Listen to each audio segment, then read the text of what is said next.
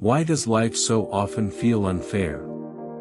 Why do some people carry burdens heavier than others, while some seem to glide through existence with ease?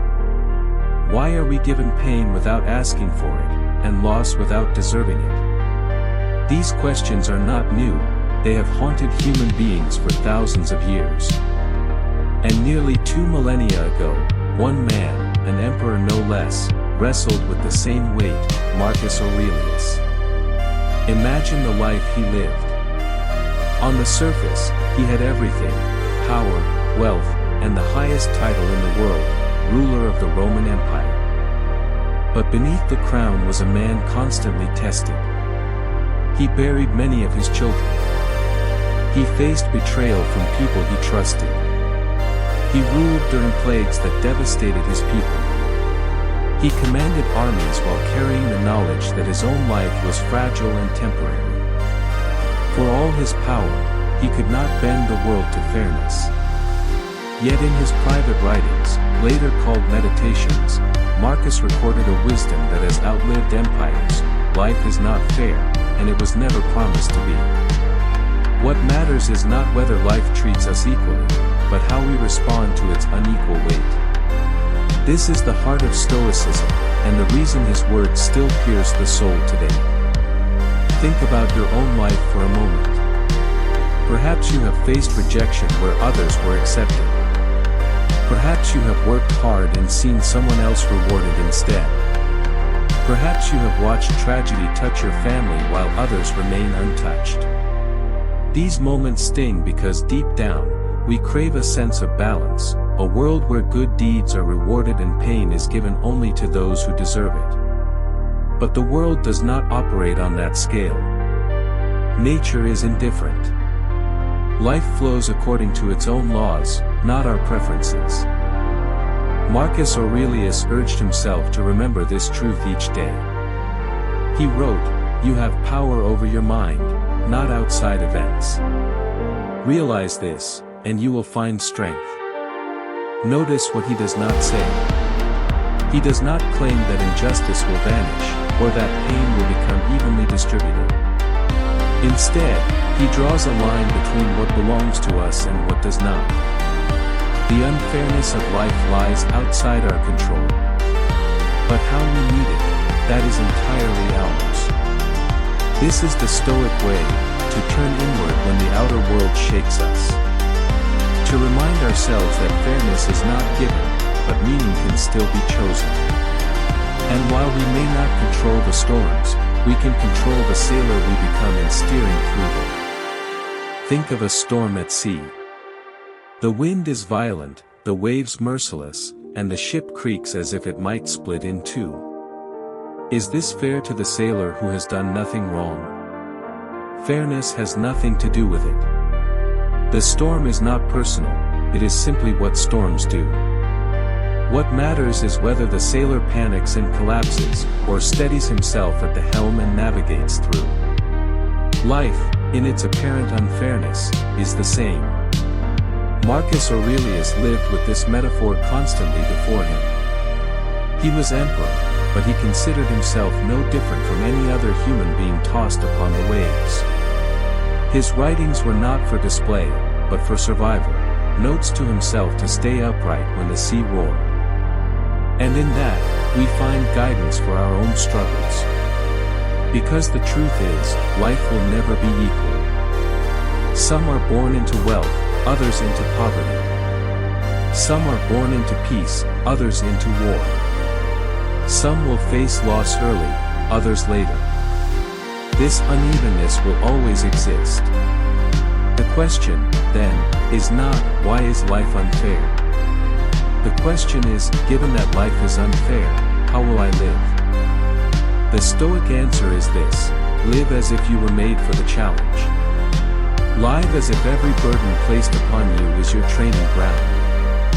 Live as if the unfairness itself is the raw material from which you forge strength, wisdom, and compassion. Marcus Aurelius once reminded himself, the impediment to action advances action. What stands in the way becomes the way. In other words, what feels unfair may actually be your greatest opportunity. The rejection that wounds you may sharpen your resilience. The loss that breaks you may deepen your understanding of love. The pain that feels unbearable may become the very soil from which your strength grows.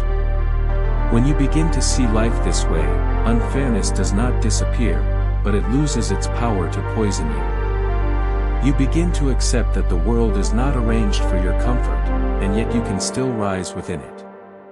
You may not control whether fortune smiles or frowns, but you always control whether you meet it with bitterness or with courage. So the next time life feels unfair, when a door closes unexpectedly, when someone else is praised while your efforts go unseen, when hardship finds you without warning, remember Marcus Aurelius. Remember that an emperor with every reason to demand fairness chose instead to demand strength from himself. Remember that unfairness is not the enemy, your response is. And most of all, remember that what feels unfair today may be the very thing shaping you into who you are meant to become. If life will never be fair, then how should we meet its unevenness?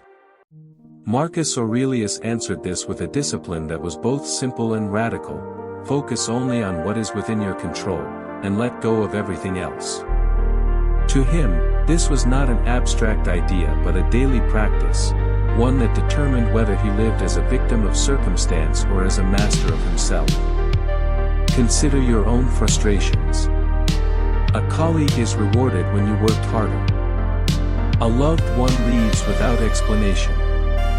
Illness strikes when you are finally beginning to thrive. In those moments, the mind instinctively cries out, "This is unfair." And in one sense, it is.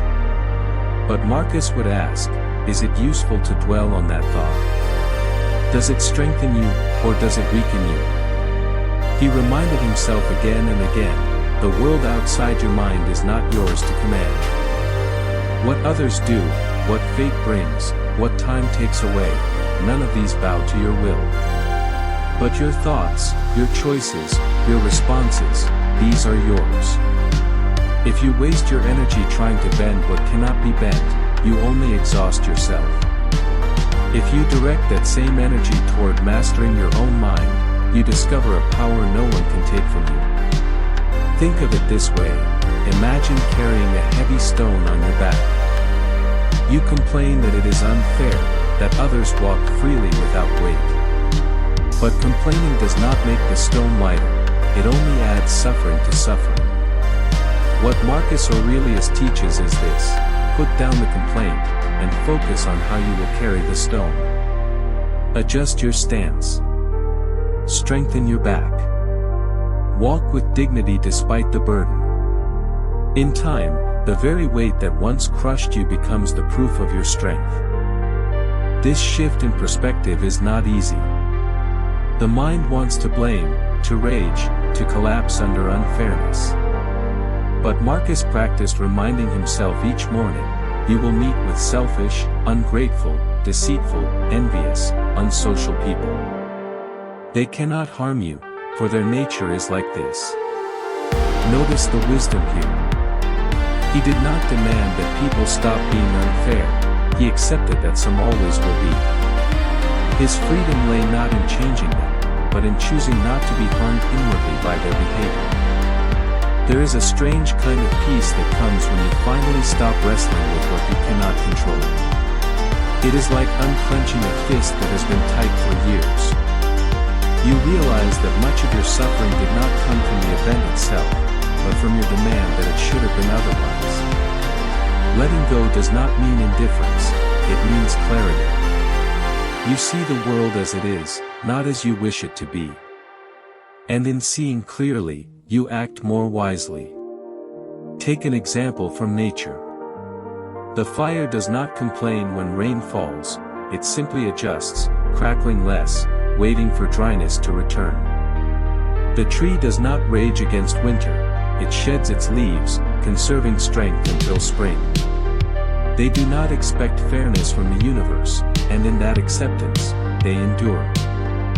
Marcus Aurelius believed we could live the same way, by aligning ourselves with reality instead of resisting it. So the next time life denies you something you believe you deserve, pause and ask, is this within my control? If it is, act. If it is not, release it.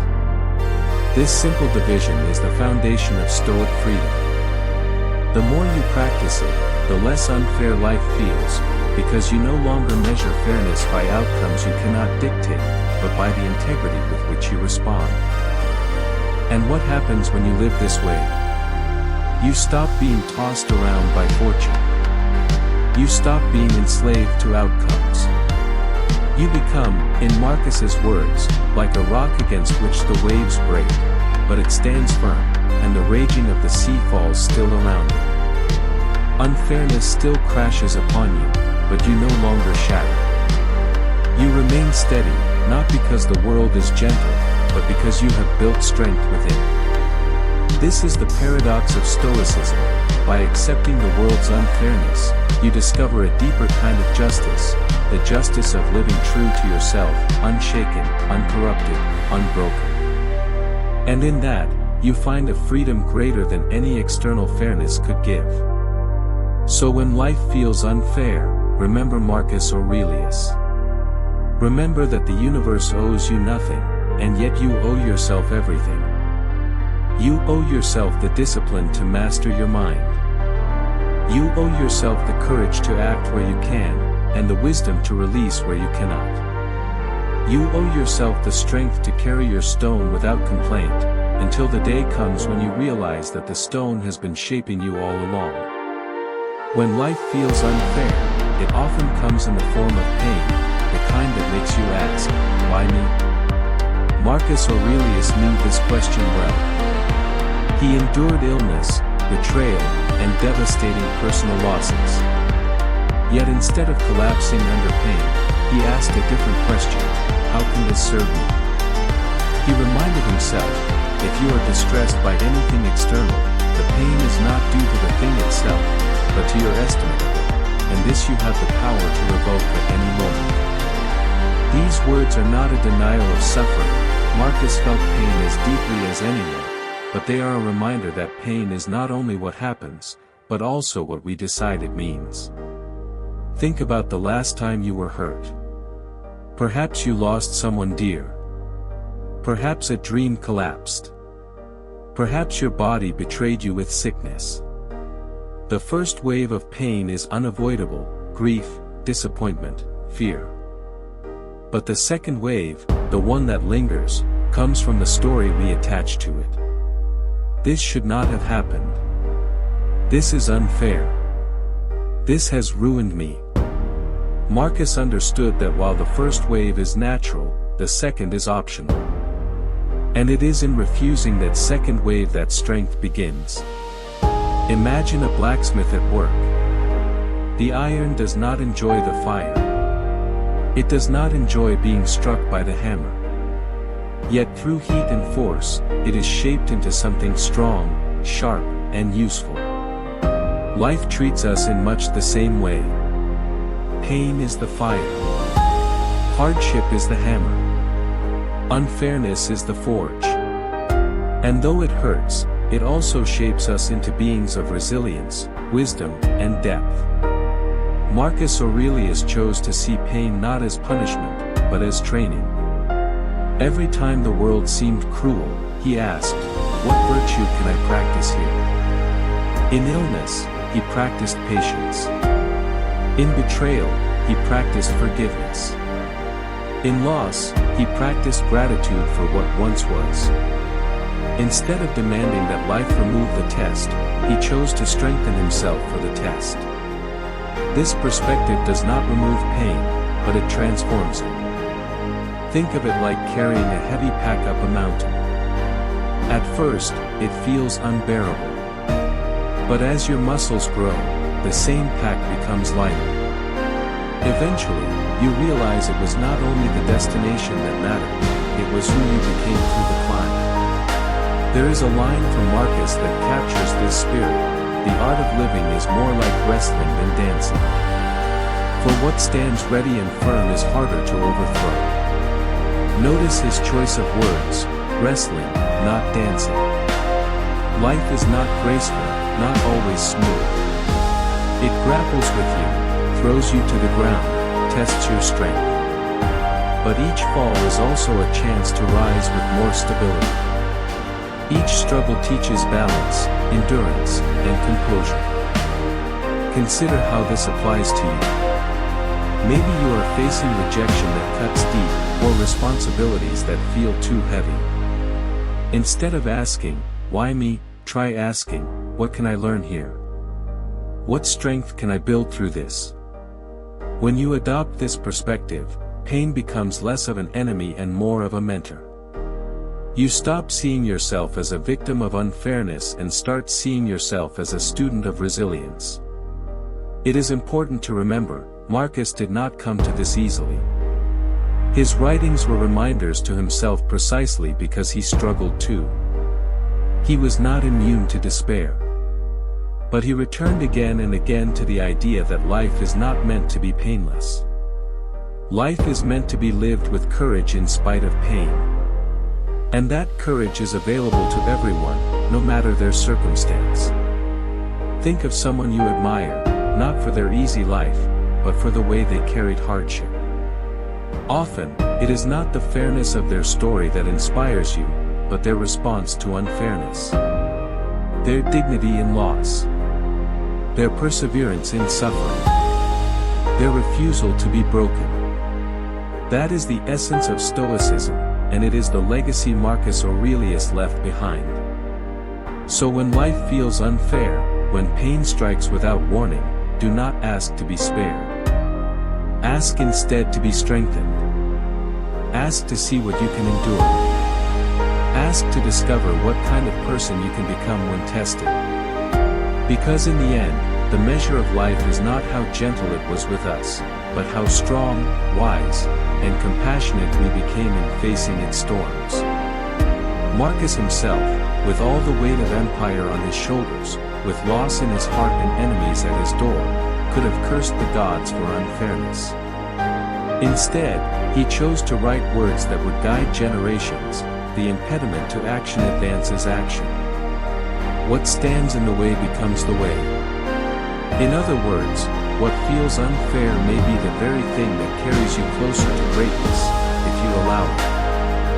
Pain is not the enemy. It is the forge. And those who learn to endure it without bitterness, those who shape themselves through it, are the ones who discover that life's unfairness was, all along, their greatest teacher. If there is one truth Marcus Aurelius leaves us with, it is this: life will never be fair. To expect fairness from existence is to demand that storms spare your roof, that fire refuse to burn, that time halt its endless march. Life is not here to play by our rules. But within this storm, Stoicism reveals a profound freedom, the power to decide how we will respond. When Marcus faced injustice, he reminded himself that other people act from their own ignorance, not from our expectations. When he endured loss, he told himself that everything is borrowed from nature and must one day be returned. When he faced the weight of responsibility, he reminded himself that he was born not for comfort, but for duty. Again and again, he shifted the lens through which he saw the world. And in doing so, he transformed the unbearable into something not only endurable, but meaningful. Think of your own life. Perhaps you are carrying wounds that no one sees. Perhaps you are wrestling with responsibilities that feel crushing. Perhaps you are asking why opportunities fall to others and not to you. The temptation is always to see yourself as the victim of an unfair universe. But Marcus would challenge you to see something different. He would challenge you to see each hardship as material, raw clay that can be shaped into wisdom, strength, and compassion. Remember his words: waste no more time arguing about what a good man should be. Be one. The world will always have cruelty, injustice, and unfairness. You cannot control that. But you can control whether you meet that world with bitterness, or with virtue. Whether you allow yourself to be broken by it, or shaped by it. There is a paradox here: the more you accept life's unfairness, the less unfair it feels.